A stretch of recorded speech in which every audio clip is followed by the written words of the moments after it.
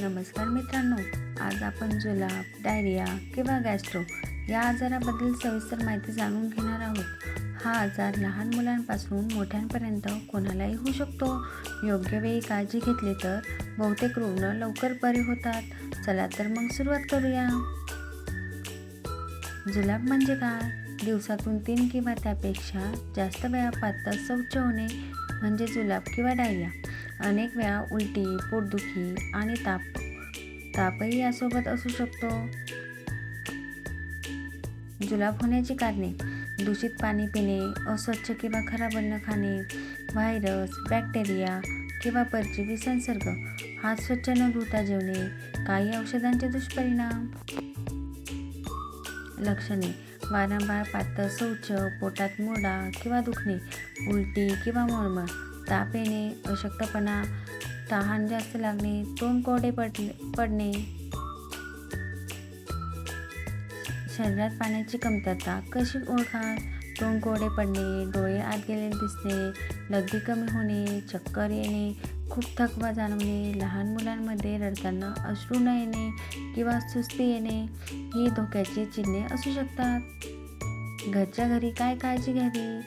भरपूर स्वच्छ पाणी प्या. ORS द्रावण वारंवार प्या. नारळ पाणी किंवा स्वच्छ द्रवपदार्थ घ्या. हलका आणि सहज पचणारा आहार घ्या. हात साबणाने वारंवार धुवा. विश्रांती घ्या. काय खावे? भात, मूगडाळ खिचडी, केळी, दही, टोस्ट किंवा पोळी, उकडलेले बटाटे. काय टाळावे? तळलेले पदार्थ, जास्त मसालेदार अन्न, थंड पेय, मद्यपान, बाहेरचे अस्वच्छ अन्न.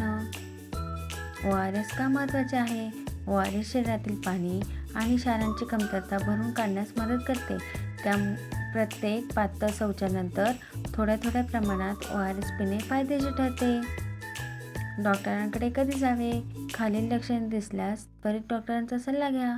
जुलाब 2-3 दिवसापेक्षा जास्त टिकणे, रक्तमिश्रित शौच, वारंवार उलट्या होणे, खूप ताप येणे, लघवी कमी होणे, तीव्र अशक्तपणा किंवा चक्कर येणे, लहान बाळ, गर्भवती महिला किंवा वृद्ध व्यक्तीला जुलाब होणे. प्रतिबंध कसा कराल? स्वच्छ पाणी प्या. जेवणापूर्वी हात स्वच्छ धुवा. अन्न झाकून ठेवा.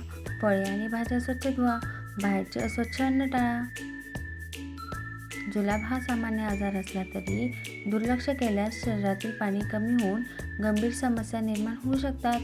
त्यामुळे भरपूर द्रवपदार्थ, ORS, योग्य आहार आणि वेळेवर डॉक्टरांचा सल्ला घेणे अत्यंत महत्त्वाचे आहे. माहिती आवडली असेल तर चॅनलला लाईक करा, शेअर करा आणि सबस्क्राईब करा. धन्यवाद.